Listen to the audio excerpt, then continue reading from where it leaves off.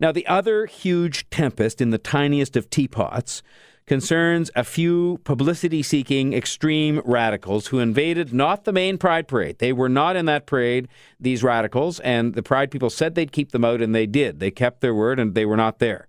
But they were in the much smaller Dyke parade that took place on Saturday with their anti-Israeli, anti-Jewish political venom. And that, in turn, led Councillor Giorgio Mammoliti to say that the city's Pride funding should be withheld and cancelled, since the Pride folks said the queers against Israeli apartheid wouldn't be allowed in the parade, nor would any group with a negative message about others.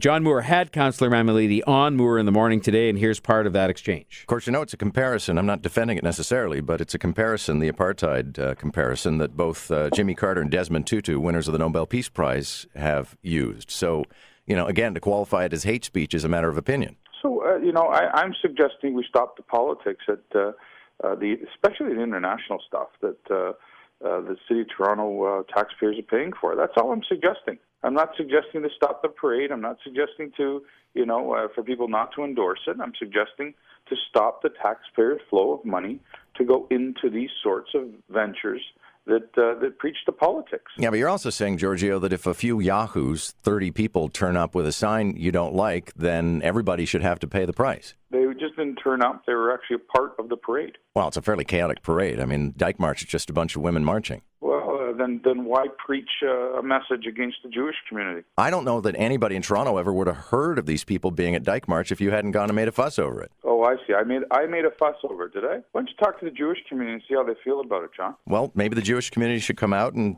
have a protest of their own. Well, but I'm telling you, Giorgio, maybe we should just stop funding these ridiculous kinds of events that bring out this messaging. That's what we need to do. Giorgio, thank you very much. No, go ahead. No, I'm saying it's a wonderful event that brings out a lot of money for the cities, no question about it. And if they want to continue messaging this, then maybe the corporate sponsorship should come to the table instead of the City of Toronto.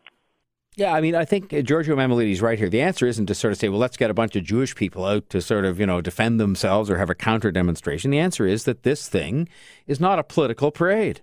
I mean, what's next? Are we going to have gun control and abortion people and capital punishment people and, whatever, marching in the Pride parade? I don't get it. And then let's have them in the Santa Claus parade, too.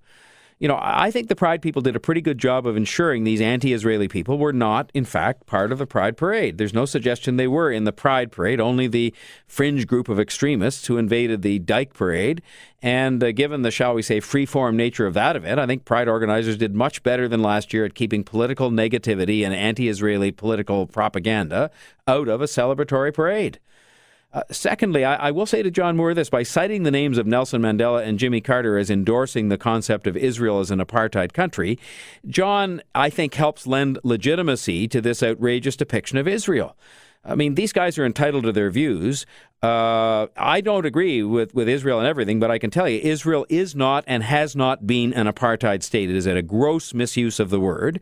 And I think that, John should make it clear, because I think one could be left with the impression from hearing him cite Nelson Mandela and Jimmy Carter that he thinks that point of view that they seem to have espoused, perhaps, is legitimate. And it's not. I mean, it is any definition of apartheid does not match Israel. Ironically, on gay rights, Israel's the only country in the Middle East which protects gay rights. The other countries are having debates all the time about whether imprisonment or execution is the better fate for gays. And I don't think John's view is anywhere close to endorsing the notion of Israel as an apartheid state, but I think he should say so, because I think it's just important that, we don't lend legitimacy to this point of view. And I think that's where Giorgio Mammoliti is also right.